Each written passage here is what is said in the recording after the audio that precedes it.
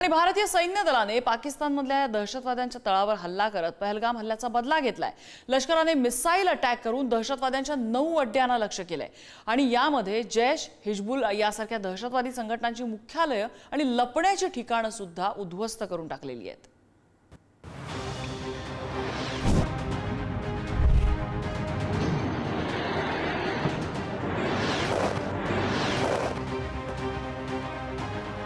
भारतीय सैन्य दलानं अवघ्या 25 मिनिटात पहलगाम दहशतवादी हल्ल्याचा बदला घेतला। ऑपरेशन सिंदूर राबवत पाकिस्तानात घुसून एअर स्ट्राईक केला। जैश ए मोहम्मद, हिजबुल मुजाहिद्दीन, लष्कर ए तोयबासह 9 दहशतवादी संघटनांची तळं बेचिराख केली। भारताच्या ऑपरेशन सिंदूर अंतर्गत 100हून अधिक दहशतवाद्यांचा खात्मा झाला। ऑपरेशन सिंदूर 6 मेच्या मध्यरात्री 1:05 ते 1:30 या दरम्यान राबवलं गेलं। अवघ्या 25 मिनिटात दहशतवाद्यांच्या 9 तळांवर हल्लाबोल केला गेला। 9 पैकी 4 तळं पाकिस्तानात तर 5 तळं पाकव्याप्त काश्मीरमध्ये होती। दहशतवाद्यांच्या 9 तळातील 21 ठिकाणं उद्ध्वस्त केली गेली। हल्ल्यात सहभागी दहशतवाद्यांची ओळख लष्कराच्या गुप्तचर यंत्रणांनी पटवली होती। हल्ल्याची वेळ, मार्ग आणि लक्ष्य यांचे बारकाईने नियोजन करण्यात आलं। राफेल फायटर जेट्स, स्कॅल्प मिसाईल आणि हॅमर बॉम्बद्वारे लक्ष्याचा अचूक वेध घेतला गेला। ऑपरेशन सिंदूर 22 अप्रैल को पहलगाम में हुए विभत्स आतंकवादी हमले के शिकार मासूम नागरिकों व उनके परिवारों को न्याय देने के लिए लॉन्च किया गया था। इस कार्रवाई में 9 टेररिस्ट कैंप्स को टारगेट किया गया और पूरी तरह से इसे बर्बाद किया गया।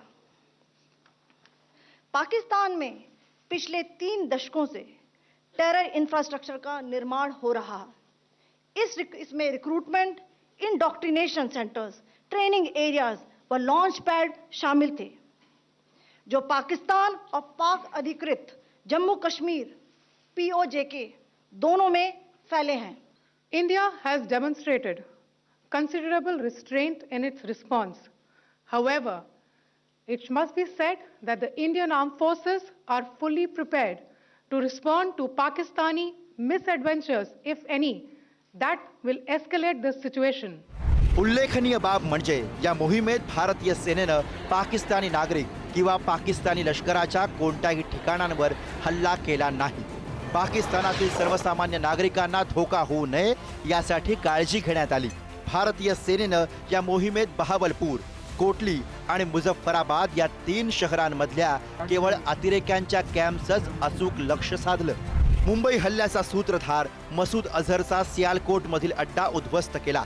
जैश ए मोहम्मद संघटनेचे मुझफ्फराबादमधील अड्डे नेस्तनाबूत केले। संसदेवर हल्ल्याचा प्लॅन केला गेला, ती सुभान अल्लाह मस्जिद पाडली। 26/11 मुंबई हल्ल्याची तयारी केली गेली, तो मरिक्केचा अड्डा नष्ट केला। जैश ए मोहम्मदचं बहावलपूरमधील मुख्यालय उद्ध्वस्त केलं। लष्कर ए तोयबाचे मुरिदके आणि तंगधार मधील कॅम्प नष्ट केले। हिजबुल मुजाहिद्दीनचा सियालकोट जवळचा प्रशिक्षण कॅम्प उद्ध्वस्त केला। एक समूह ने खुद को रेजिस्टेंस फ्रंट TRF कहते हुए इस हमले की जिम्मेदारी ली है।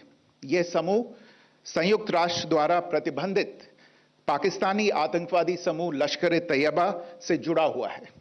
ये उल्लेखनीय है कि भारत ने मई और नवंबर 2024 में संयुक्त राष्ट्र की 1267 कमेटी की सैंक्शंस मॉनिटरिंग टीम को अर्धवार्षिक रिपोर्ट प्रस्तुत की थी, जिसमें TRF के बारे में साफ इनपुट दिए गए थे। इससे पाकिस्तान स्थित आतंकवादी समूहों के लिए कवर के रूप में TRF की भूमिका सामने आई थी। 22 एप्रिलला जम्मू काश्मीरच्या शांततामय पर्यटन स्थळ असलेल्या पहलगाम मध्ये झालेल्या दहशतवादी हल्ल्यात 26 निष्पाप पर्यटकांचा मृत्यू झाला। या घटनेने देशभरात संतापाची लाट उसळली होती। आता या हल्ल्याचा बदला घेत भारतानं पाकिस्तानात घुसून त्यांचा बुरखा टराटर फाडलाय।